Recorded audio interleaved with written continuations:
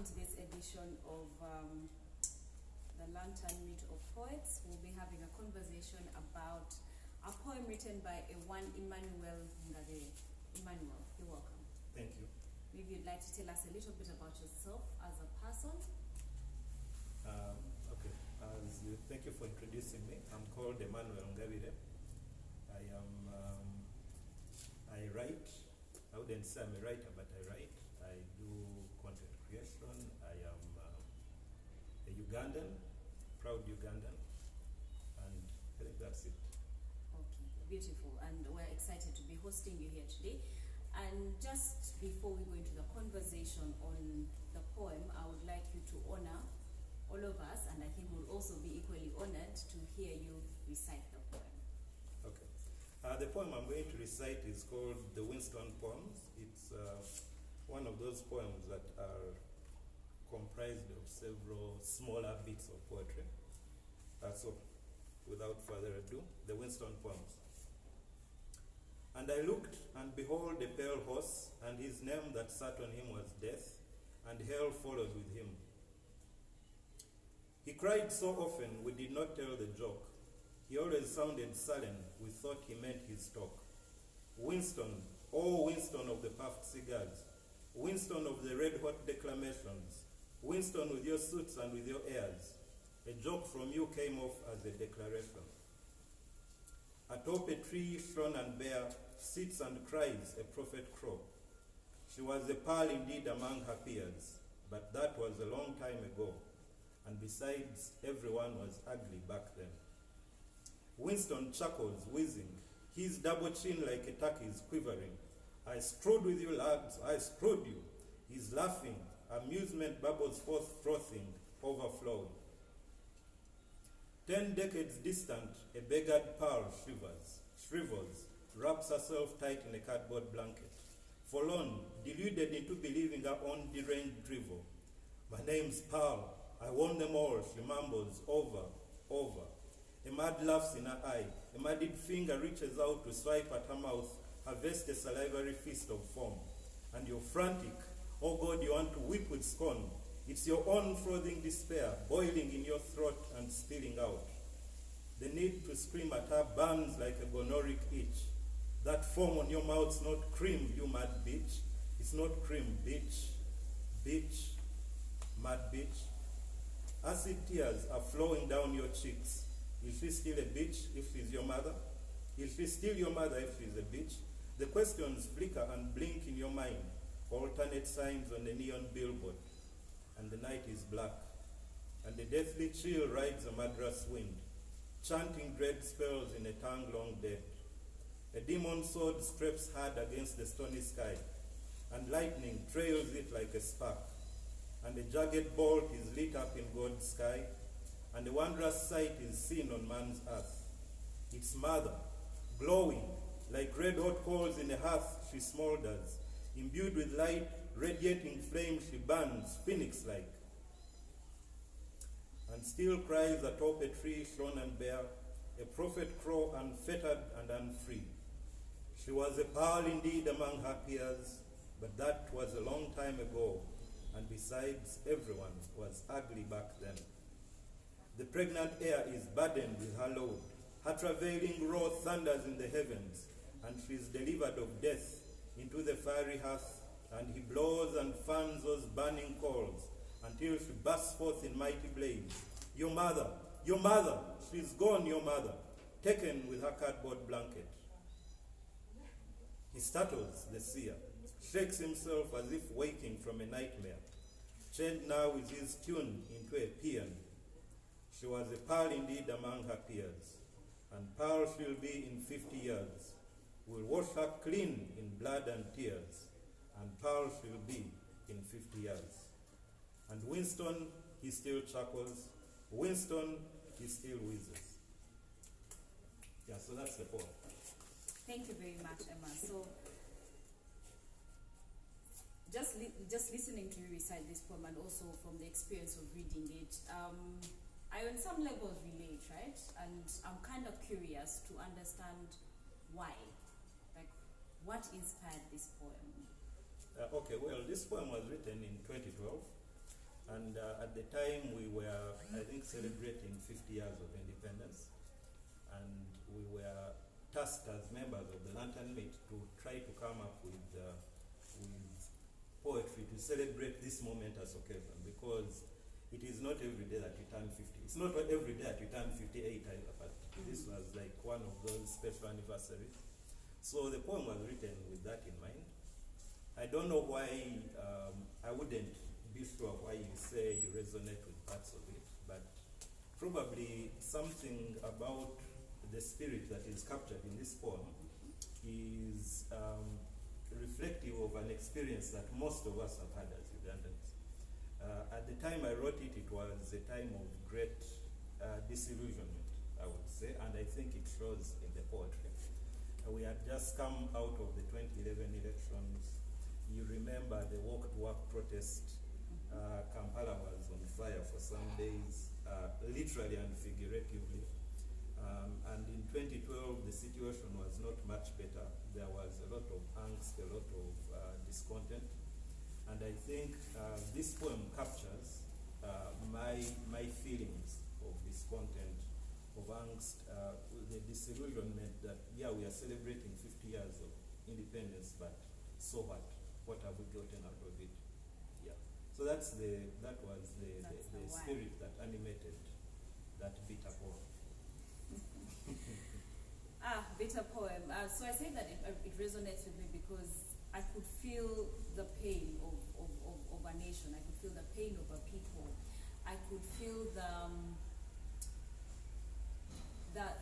should I call it irony, the idea that I am called a pal, but I am not in any way a reflection of what a pal should be as a country. And so today we're celebrating 58 years of independence. We're almost hitting 60. Do you think you would write this poem differently today? I think I would write it differently. How? First of all, I think I have gotten, maybe it comes with age. You know, it's a virtue of youth to be very categorical in your perception of the world. But I think with age and experience, you begin to get a deeper understanding of historical context and what was possible within the context. Mm. I think if I were to write this poem today, the broad outlines of disappointment and disillusionment would remain, because we should again not give too many excuses for how things have turned out, how we have turned out as a country. Mm. But perhaps it would be tempered at the edges, it would be a bit softer, it would be a bit more compassionate. Yeah, because I think given our history, I mean, I think all the African states, the post-colonial states, we really did not stand much of a prayer. We were fated to fail, and maybe we should not be so harsh in our judgment and our assessment of where we have reached as states. Yeah. So it would be the broad outlines would remain, but it would not be as harsh.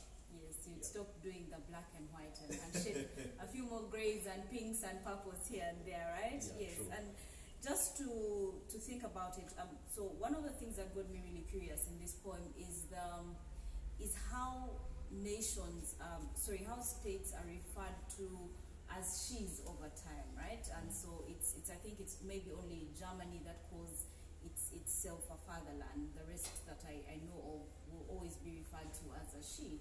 And for me, I think even Russia. Even Russia, yes. Mm-hmm. And for me, it speaks to it also speaks, in 58 years, it speaks to the suffering of the person of a woman over the years, because one of the most interesting things that the president said, I think 2 days ago, was the fact that in this season we've had a surge in the number of teenage pregnancies, and the president is quoted to say that it's okay for these teenagers, paraphrasing, it's okay for these teenagers to get pregnant, at least they're not dying, because they would have caught COVID and they would have died. And it sort of amplifies the normalized suffering of women, and also just the normalized suffering of African states, that we shouldn't be very surprised that we are set out to fail. what can we do differently to take this suffering, one, away from the states as we know them, but also away from the presentation of women as a space of suffering? That's a very intriguing question. First of all, I think I didn't hear what the president said. I would want to know in which context he said it. But I think the portrayal of nations as feminine is, I think it comes from the belief in the generative power or the productive power of the nation. I mean, if we depend on them for sustenance, for support, for nourishment, that is the sense in which they become our mother, and I think that is why we look at them that way.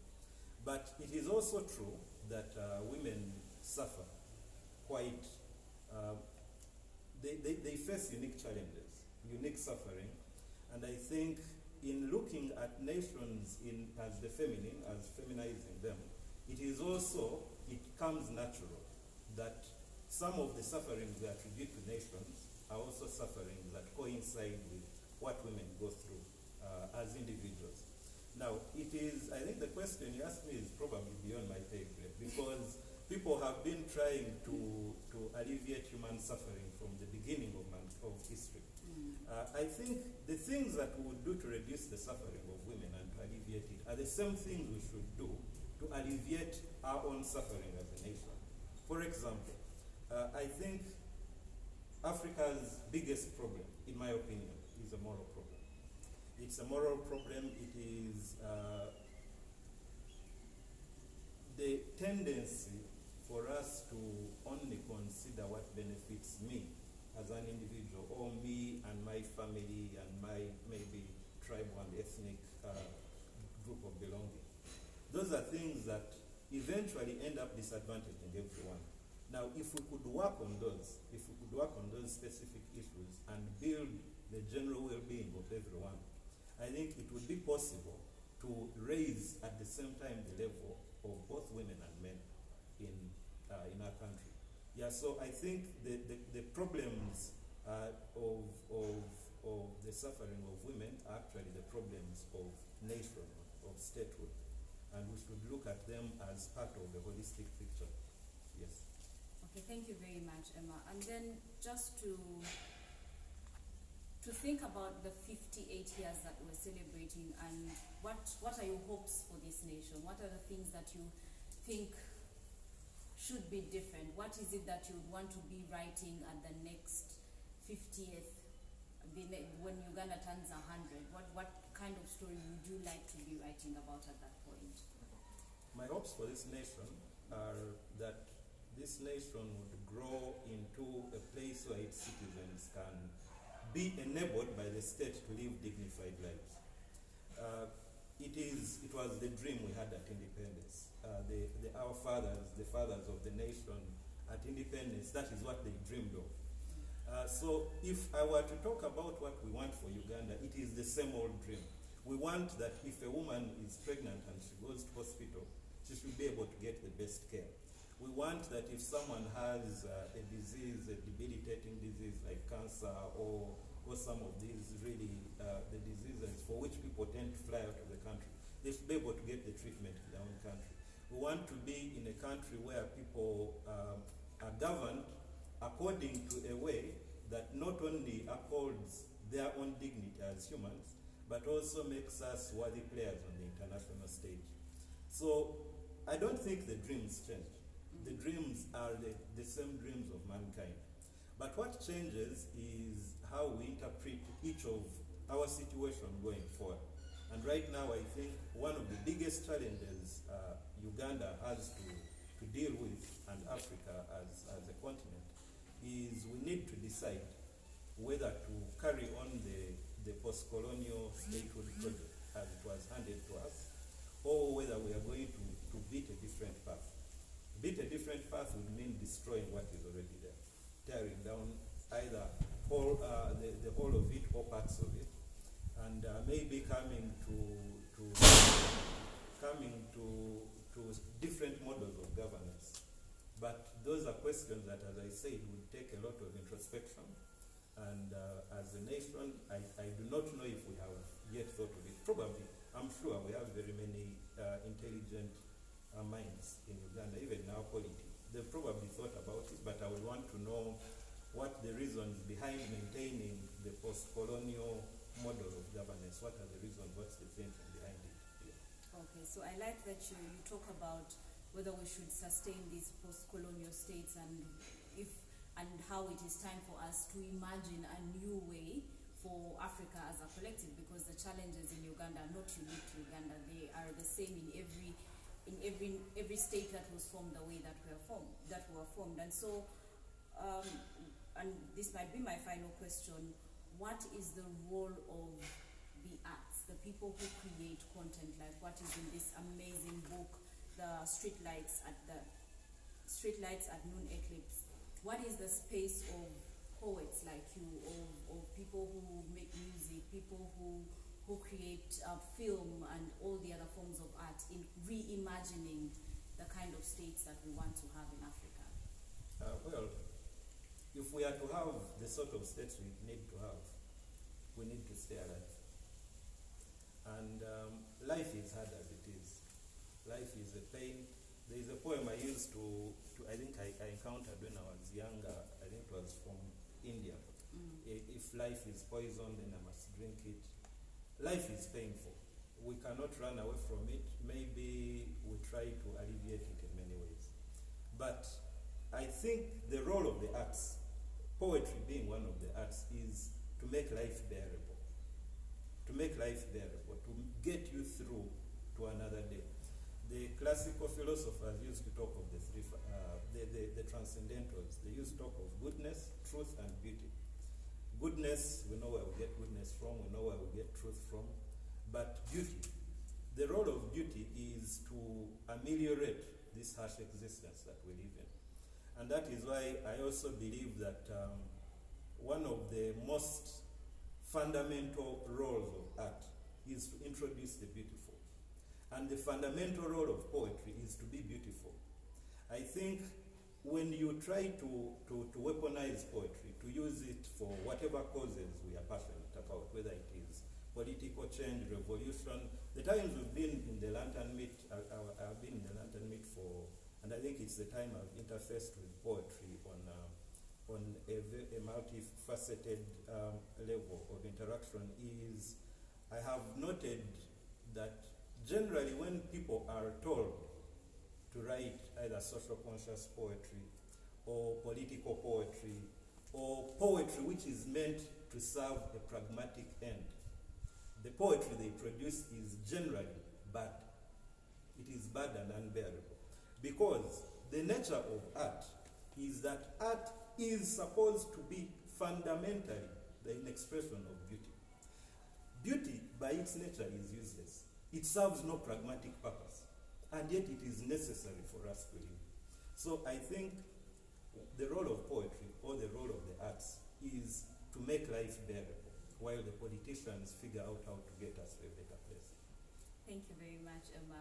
It's interesting that you say that when you ask people to produce socially conscious poetry, they don't produce beautiful poetry, they produce bad poetry, in your words. And how then do we expect people to produce something beautiful from something that does not exist? So if we're writing socially conscious poetry, and it's because the arts play a two-way side, in my opinion. There is the part where it's a reflection of what society is, but it's also an aspiration of what we hope for. So how does one be able to produce something that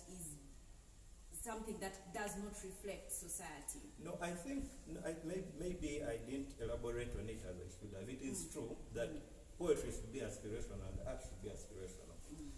My problem is to make this an end, to make the elimination of social evils the aim for which you write poetry. It is completely forgettable poetry. I mean, write an essay. If you want to talk about what we need to do as a country, write an essay, write a think piece, write an opinion. Don't write poetry. Because poetry, as I say, poetry, without losing its end of making life bearable and beautiful. It can express the realities that we are in. I mean, some of the best poetry. When you read The Dog in Chivulu is one of my favorite poems. When you read some of these works of that have become important works in the canon of poetry, even in Uganda, maybe Okot Pabitek might also have had social leanings in his poetry, but yeah, if most of the poetry, if you read it, let people write poetry. Encourage people to write poetry for its own sake. They will come up with the themes to reflect the life they are in. They will come up with the themes to reflect the direction they want to go to. My problem is telling people to write about this and write about it this way and espouse this ideal. I mean, even this poem, for example, the time I wrote it, as I said, was celebrating 50 years. Mm-hmm. They simply told us, write a poem about Uganda's independence. First of all, even that for me was very difficult. I remember, I don't know if some people, members of the Lantern Meet who were there at the time, are watching, but if some of those who were involved in the organizing know that almost up to the last day I said I didn't have a poem. I really didn't have a poem. And then, because that's not how I write, and it is because fundamentally I'm opposed to writing like that. But maybe luckily they didn't given us a theme. They didn't say write about how bad Uganda is and how you want it to get better.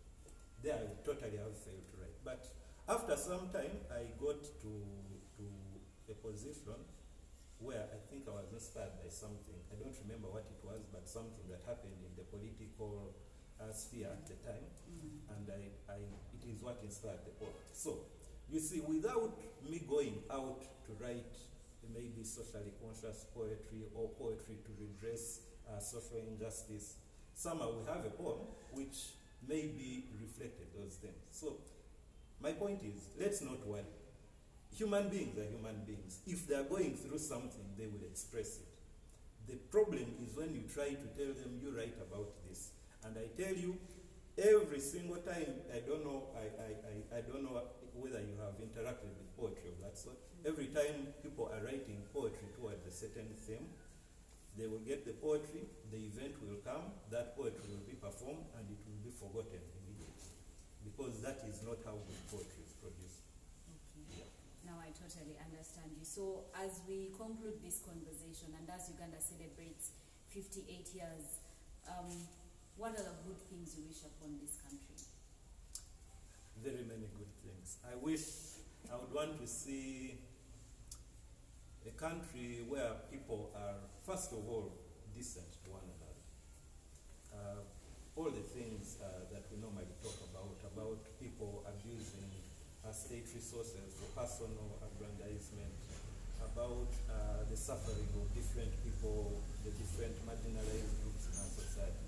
It comes from a fundamental lack of goodness towards one another. So for me, that is the first thing. It calls for the moral improvement of ourselves as a nation. But also something I think I would want to see as a nation is the clarity of thought that we need to promote as a nation, as a conscious effort. Sometimes you get the impression that there is a deliberate effort to muddy the thinking of Ugandans by various interested parties. So for me, I would want clarity of thought for Ugandans. I would want moral improvement. Yeah, but most of all, even the other stuff we have talked about earlier, having better physical amenities, better housing for all, better security, better health, better educational services. Yeah, those ones are the basic. But what makes us most human is clarity of thought, moral goodness, and with that will come an improvement of culture, in which poetry and the other arts would also play a role. Thank you very much, Emanuel, for a very insightful conversation, and would like to thank the Latin Meet of Poets for having you and also for putting together an amazing collection of poems. And I would encourage everyone to get a copy of this book. And I've been your host, Maria Alesi, and I wish you a very, very happy Independence Day.